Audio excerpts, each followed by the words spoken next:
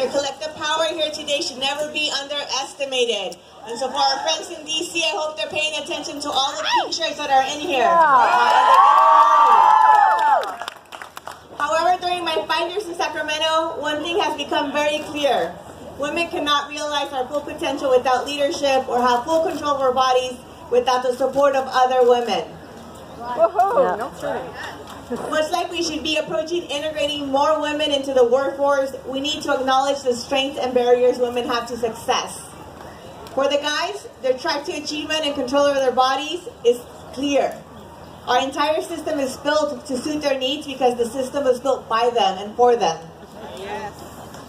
Unlike men, women are still struggling to throw out the vestiges of oppression that made it acceptable for our fathers and our husbands to claim ownership over us and our bodies. Yes. Even today, in many places across the globe, and here in the U.S., and among GOP leaders and like Speaker Paul Ryan,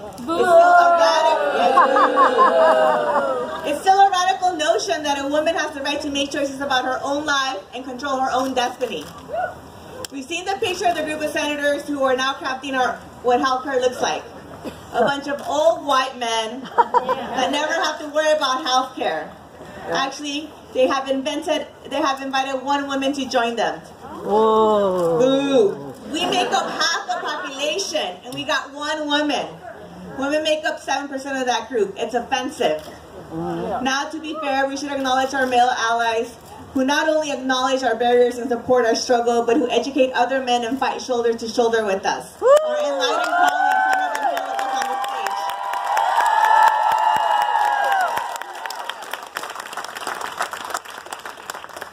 As we work towards gaining full control of our bodies and navigating a system that was never set up to consider us, we need to support and respect the choices that our sisters make unique to their paths. We also need to understand that our perspectives are different. The barriers we face are different. Even though we are all women, we need to do a better job of understanding the plight of all of our sisters, Black, White, Latinas, Asian, and trans. We need to work together to ensure all our votes rise with the tide. Rallying around Planned Parenthood is only a start. We've got to be there one for all and all for one, no exceptions. If a woman chooses to pursue a career instead of raising her children, or forgoes opportunities in order to spend time with her kids, that's her right. And of course, if a woman makes her personal choice to end pregnancy, that is her right, and it's essential that we both respect and protect her for that. Because not only has he been a champion for Planned Parenthood Los Angeles and for the people of California, but when number 45 started with all his craziness, we knew we had a real champion in California that was leading the way, and that was Senator Pro Tem Kevin De Leon. So please join me in welcoming the President Pro Tem from Los Angeles, the amazing champion for women's rights, Senator Kevin De Leon.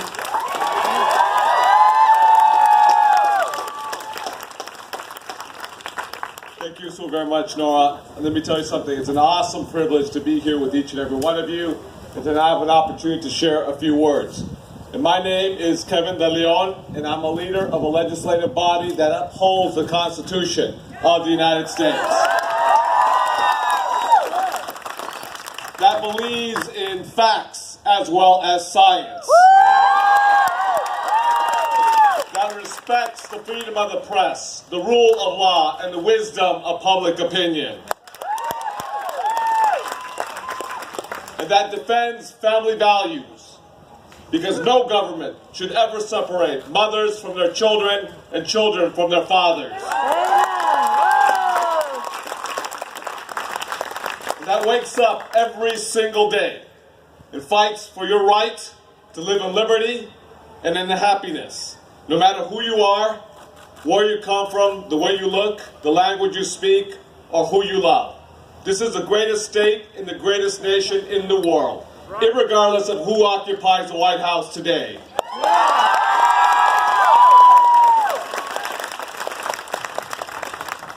And I am a duly elected member with each and every one of these individuals, both in the Senate as well as the Assembly.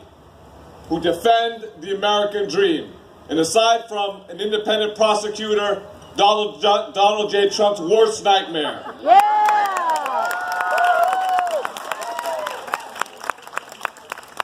Now, this so-called American Health Care Act is an attack on women. Yes. It is a disgrace. Yes. The very fact that they're going to raise taxes on the aged, the very fact that they're going to eliminate all pre-existing conditions, the very fact that they're going to cut funds, necessary funds for women at the lowest economic strata whose health care should not be an emergency room, but should be the health clinics of Planned Parenthood throughout the state of California.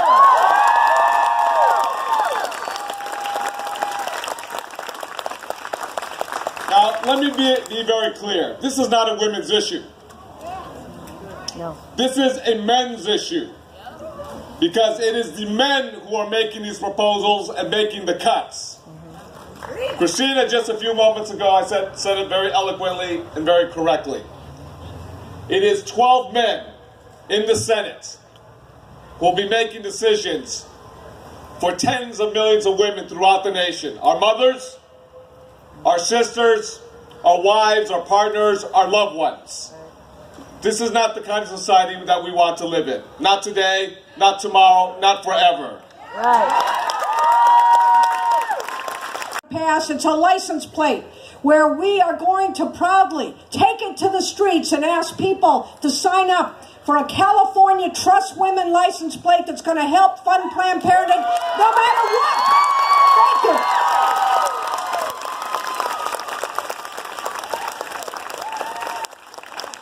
I'm Senator Kathleen Galgiani, and I'm standing here as a senator, but also as a former board member of Planned Parenthood, Marmonte.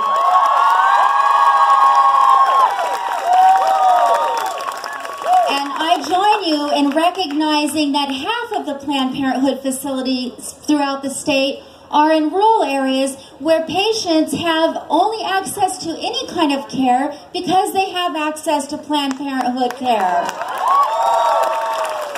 And we know that 70% of these patients are at or below the federal poverty level. These numbers do not lie. And that's why you're here, that's why we're here joining you, and that's why we will not back down, and we will continue to fight to protect women, to protect children, to protect families. Thank you, Planned Parenthood, for all that you do, and thank you to all of our allies. Good afternoon, everybody. I am Sharon Quirk Silva from the 65th District in Orange County, and Orange County has progressive women. I have a voting record in Orange County with 100% for Planned Parenthood, and you can count on me. Yesterday was Mother's Day, and I have two daughters, 27 and 28, and I am so proud of them. But it is their right, it is their choice, it is their body to make the decisions that are good for them, and you have that right too. Thank you. Good afternoon, everybody. My name is Ana Caballero, and I'm from the Salinas Valley. Thank you so much. And I also was a former board member of Planned Parenthood, so thank you very much. And I stand with you about Planned Parenthood. I'm Eloise Gomez-Reyes from the San Bernardino area. Just one thing, I continue to fight for and with Planned Parenthood.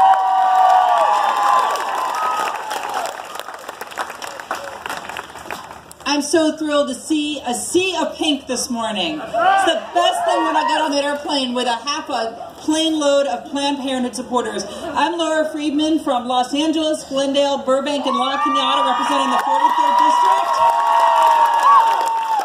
I grew up in Florida in the 1970s, being taken by my mother to Planned Parenthood rallies. I am pissed that we have to do this again. that we are not going backwards. Our rights are not up for grabs. Thank you all for what you're doing, being here today. I will fight with you forever.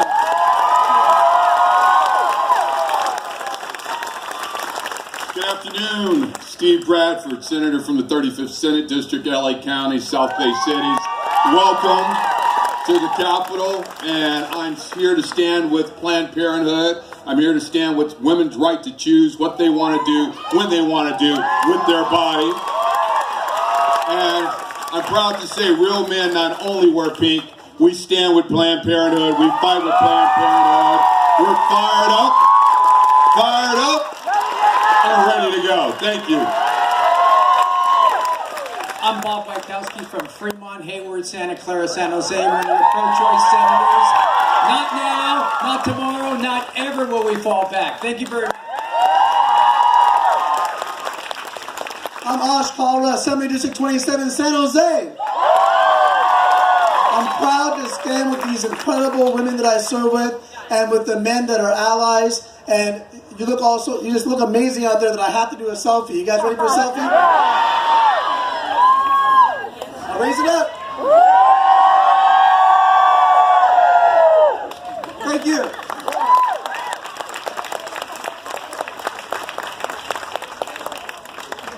All right, so this next speaker is one of our leaders, happens to also represent Planned Parenthood of the Pacific Southwest, our former Speaker of the Assembly, now our state senator, and an amazing champion for women's rights and women's access to reproductive health care. Please join me in giving a big hand to Senator Toni Atkins. Thank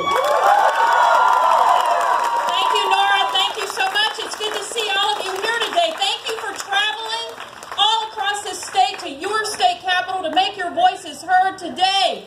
We are loud, we are proud, we are here for Planned Parenthood. Look, we're pretty clear that the national threat is real. Real women and their families, our families, are going to be hurt. We are at risk and we're ready for this fight. But let me just say this. It needs to be said, it needs to be clearly understood. There is a different kind of threat here at home in California. And we cannot, we must not ignore it by just focusing on the national problem that we're all fighting. We've already seen health clinics in this state close because of reimbursement rates here in California. We have to address this problem, or California will not be the example for the rest of the country. So we have work to do today. I came here 28 years ago. My first trip to the state capitol 28 years ago. But what I came for was to work at a small clinic down here on J Street, the Feminist Women's Health Centers, which became the Women's Health Specialists. And Shauna Heckert and Eileen Schnitker helped me learn how to do this work. And then I went home to San Diego and I had 3 clinics there, San Ysidro, San Diego, and the Los Angeles Feminist Women's Health Center. And years later, that became part of Planned Parenthood. A strong network of providers. That clinic here on J Street, which moved further out, closed several weeks ago. And it didn't close necessarily because of a national threat. It closed because we need to deal with the fact that reimbursement rates need to be increased. So I have 2 things to say before I step back and let some of these other wonderful speakers speak. To my colleagues here in the legislature, I need you to sign a letter that we have put forward asking for $50 million of the tobacco tax revenue to go towards raising the reimbursement rate for reproductive health services. That's my request of my colleagues. To you, I am asking each and every one of you today to talk to your senator, talk to your assembly member, and ask them to support that request. Thank you so much.